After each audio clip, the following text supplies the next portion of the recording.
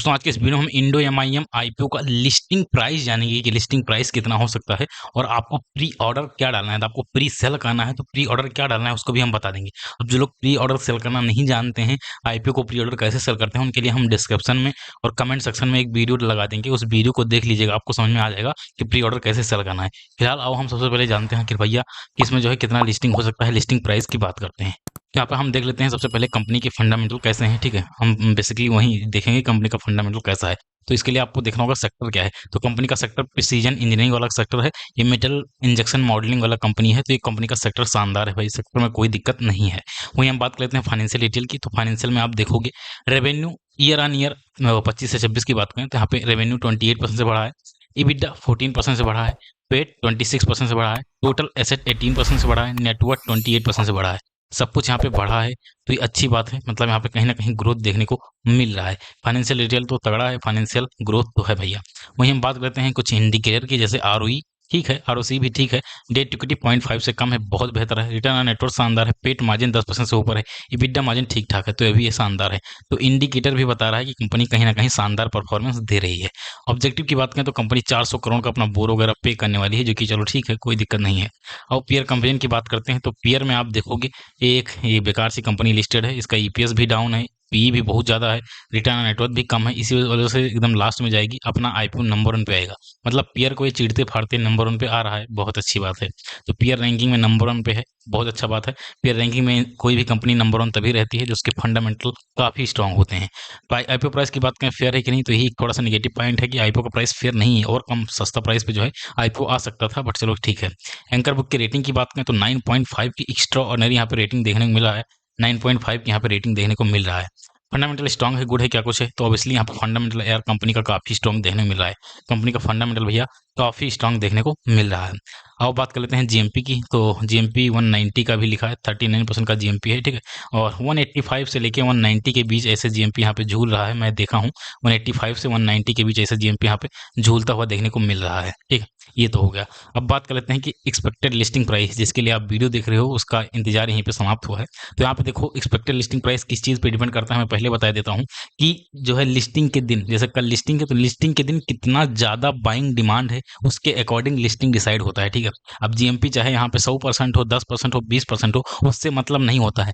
Listing के दिन demand आता है तो यहाँ पे तगड़ी लिस्टिंग होती है, लिस्टिंग के दिन डिमांड नहीं आता है तो लिस्टिंग तगड़ी नहीं होती। अभी एसबीआई का एग्जांपल ले लो, 15% के करीब जीएमपी था लेकिन लिस्टिंग हुई है 6% पे, आधा भी लिस्ट नहीं हो पाया। रीजन क्या है, उस दिन डिमांड नहीं आई तो लिस्टिंग जो है ढंग से नहीं हो पाई। तो लिस्टिंग जितना ज़्यादा लिस्टिंग रहेगा, जितना ज़्यादा मतलब डिमांड रहेगा, जितना ज़्यादा इस आईपीओ का डिमांड रहेगा उस दिन, लिस्टिंग के दिन जितना ज़्यादा इसका प्री ऑर्डर लगेगा, जितना ज़्यादा डिमांड रहेगा उतनी ज़्यादा पे लिस्टिंग होती है भाई, ठीक है। अब डिमांड बढ़ेगा तब जाके लिस्टिंग होगी, ठीक है। अब डिमांड कहाँ से चेक करना है, बढ़ा है कि नहीं बढ़ा है, तो डिमांड चेक होता है क्यूआईबी सब्सक्रिप्शन से, ठीक है। तो ये क्यूआईबी आप देखोगे 204 टाइम सब्सक्राइब किए थे, तो कहीं ना कहीं डिमांड तो है, आईपीओ डिमांड तो है भाई, ठीक है। तो लिस्टिंग भी ठीक ठाक हो सकती है। हमेशा जरूरी नहीं होता है कि डिमांड रहे तो लिस्टिंग हो, ऐसा जरूरी नहीं है। बट हाँ मोस्टली टाइम जो है, मोस्टली क्या 99% टाइम जो है ऐसा ही होता है, डिमांड तगड़ी है तो लिस्टिंग हो जाती है तगड़ी। तो इस केस में भी तगड़ी लिस्टिंग की उम्मीद है। कितना लिस्टिंग हो सकता है, तो लिस्टिंग प्राइस जहाँ तक मेरा मानना है कि इसकी लिस्ट 690 से लेके 700 के बीच कहीं लिस्टिंग देखने को मिल सकता है। 690 से 700 का यहाँ पे लिस्टिंग हो सकता है, ये एक्सपेक्टेड लिस्टिंग प्राइस है। 690 से 700 के बीच लिस्टिंग हो सकता है। मोस्ट प्रॉब्ली आई थिंक 694 या 96 ऐसे कुछ लिस्टिंग देखने को मिल सकता है। तो एक्सपेक्टेड लिस्टिंग प्राइस यही रहने वाला है भाई। अब इससे ऊपर नीचे 10-20 रुपये हो सकता है, ठीक है। तो वो सब जो भी होगा मैं लिस्टिंग के दिन लाइव रहूँगा, वहाँ पे क्लियर हो जाएगा। तो यहाँ पे इतनी लिस्टिंग की उम्मीद है, मतलब मान के चलो कि 44-45% का लिस्टिंग उम्मीद है, ठीक है। 40 से 45% के बीच यहाँ पे लिस्टिंग उम्मीद है, मान के चलता हूँ 45% के अराउंड यहाँ पे लिस्टिंग हो सकता है।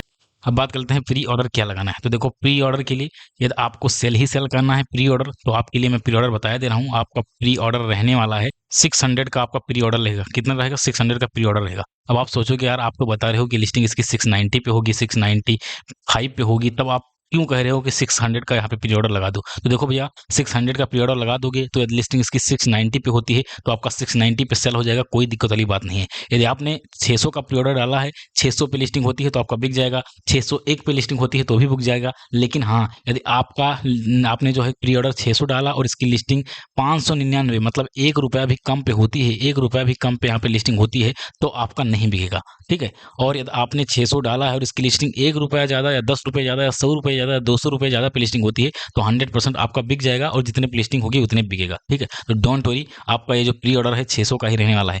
प्री ऑर्डर कितना रहने वाला है? 600 का। 600 प्री ऑर्डर डालिए, आपका आसानी से बिक जाएगा, ठीक है। 600 प्री ऑर्डर डालेंगे तो आपका आसानी से बिक जाएगा।